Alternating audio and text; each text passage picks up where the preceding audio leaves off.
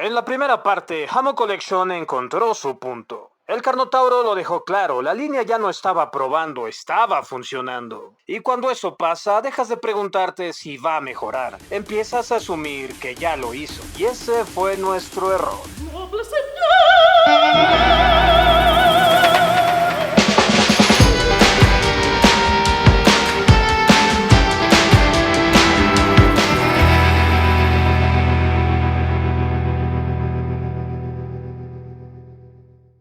A finales del 2024, la colección estaba en modo Dios. Ventas explotando, premios apilándose, dinero entrando en camiones. Hamon Collection estaba intratable. Pero incluso en las mejores fiestas siempre hay alguien que termina vomitando en el lavabo. La línea seguía creciendo, las figuras mejoraban y con ese crecimiento llegó algo que no se había puesto a prueba hasta ese momento. La distribución. Hamon Collection se convirtió en víctima de su propio éxito. La demanda creció y con ello se hizo evidente algo que antes pasaba desapercibido. Encontrar las figuras era un auténtico pedo. Empezaron a aparecer huecos, waves que no se completaban y figuras que llegaban tarde o simplemente no llegaban. Y al principio eso parecía un detalle. Pero no lo era, porque Hamon Collection no se seguía por pieza, se seguía en conjunto. Y cuando el conjunto se rompe, la experiencia también. Y allí el mercado hizo lo que siempre hace, llenó el vacío. Y ese vacío lo ocupó el volumen 1 del manual de autodestrucción de toda línea coleccionable, la reventa. Lo que no estaba en tienda empezó a aparecer en otro lugar, como producto disponible pero bajo otras condiciones, más caro, más difícil de conseguir. Y lo más preocupante es que esto se volvió común. No se sabe cómo, pero de pronto, uno de cada 2 coleccionistas jurásicos se convirtió en revendedor. Figuras que apenas tocaban el anaquel desaparecían y reaparecían con otro precio, más alto, sin lógica y sin vergüenza. Algo que en otras líneas se rechaza. Y aquí se empezó a permitir, en parte por la desesperación de los coleccionistas de ocasión, porque para ellos ya no se trataba de encontrar la oportunidad correcta, se trataba de comprarlo primero, al precio que fuera, y eso alimentó el ciclo, aunque no fue lo único que afectó. Los espacios donde esto debió cuestionarse lo empezaron a proteger, grupos y comunidades administrados por los mismos revendeambres, y las reglas cambiaron, se dejaron de cuestionar precios y se empezó a cuestionar personas. Hubo baneos, censuras, subastas de plástico con resultados demasiado convenientes pero cuestionables, y todo eso ya no parecía parte de una colección, parecía otra cosa. Era como el organigrama del Padrino versión Jurassic Park, y lo que nació como una solución empezó a cambiar las reglas, porque ya no se trataba de conseguir la línea, se trataba de alcanzarla, y en ese momento, sin que cambiara una sola figura, la colección dejó de sentirse igual. Y aún así, la estrella de Hamon Collection seguía elevándose hasta el cielo, tal como sube el saldo de una tarjeta de crédito de coleccionista.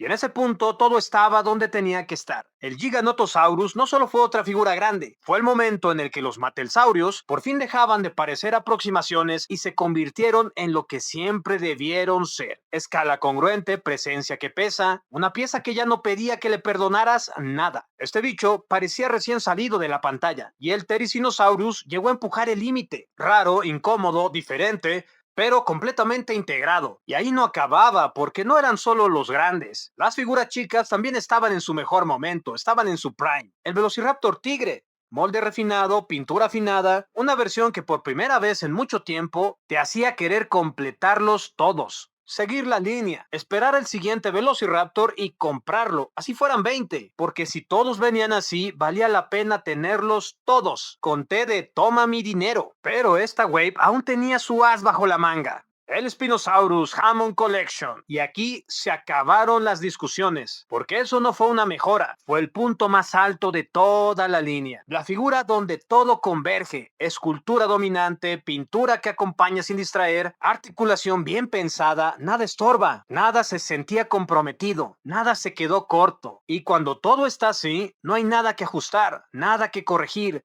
nada que justificar, solo queda una cosa: disfrutarlo. Entonces, Hamon Collection llegó a la cima del cielo, pero todo lo que sube tiene que bajar. Deberían de decirle eso a las tasas de interés. En plena luna de miel, había problemas en el paraíso. Había señales que no encajaban. El trodón, la intención de ir más allá de las películas, de expandir el catálogo, de probar que la línea podía sostener más que nostalgia. Y el Stegosaurus, uno de los pilares de la franquicia, y probablemente el mejor herbívoro que ha producido Mattel en la historia. Una figura que en cualquier otra circunstancia habría sido un éxito inmediato, pero en Hamon Collection no lo fue. Ambos, siendo figuras fenomenales, se quedaron en los anaqueles. No se movían, llegaban a remates, cuando deberían haber sido clásicos instantáneos. Y eso no tenía sentido, pero en ese momento fue fácil de ignorar, porque arriba todo seguía perfecto. Era evidente que algo ya no estaba bien. Algo dentro del Otso se rompió. Afuera, la percepción ya había cambiado y por dentro también. Cuando una línea alcanza su punto más alto, lo que sigue no siempre es crecer, a veces es sostener. Y Hammond Collection empezaba a no poder hacerlo. Y entonces llegaron las decisiones cuestionables. El Sinoceratops no es una mala figura, pero no fue lo que pudo haber sido. Cuando tenía la oportunidad de corregir al lamentable Triceratops, eligió irse por el camino más fácil y solo cumplir. Por primera vez la línea ya no avanzaba, se quedaba y luego retrocedía. Menos articulación, menos ambición y una ejecución más contenida, más segura, pero también más genérica. Y con eso el sueño se esfumaba, porque Hammond Collection tenía una identidad clara y empezó a soltarla. Los ojos de Canica desaparecen. Ese detalle que le dio vida ya no estaba, y con él parte de la línea también se fue. Y no fue lo único que dejó atrás. También abandonaba algo más profundo, algo que había sostenido todo desde el inicio, la escala. Esa coherencia silenciosa que hacía que todo encajara, que cada figura tuviera sentido junto a la otra, empezó a romperse. Decisiones que ya no respondían a ese orden, figuras que existían, pero no pertenecían, que entraban en la línea sin realmente formar parte de ella. Y cuando pierdes la escala, no solo pierdes la proporción, pierdes la credibilidad. Es como si quitaras a Pegajoso de los cazafantasmas, no hay cohesión. Y entonces, las decisiones se volvieron aún más raras. Driosaurus, Musaurus, Ornitolestes, y no porque fueran malas especies, sino porque ya no respondían a nada, no expandían, no conectaban, no emocionaban, y eso es más peligroso que equivocarse, porque significa que ya no sabes hacia dónde vas. Y en ese punto, Hammond Collection ya no estaba en control, estaba reaccionando, y cuando una línea reacciona, ya no marca el camino, lo sigue. Y justo cuando parecía que esta línea ya había dicho todo lo que tenía que decir, aparece su carta más fuerte. La Indominus Rex, probablemente la figura más esperada de toda la colección. Es el tipo de lanzamiento que define el momento. Fue anunciada para el verano de 2026 con toda la atención encima.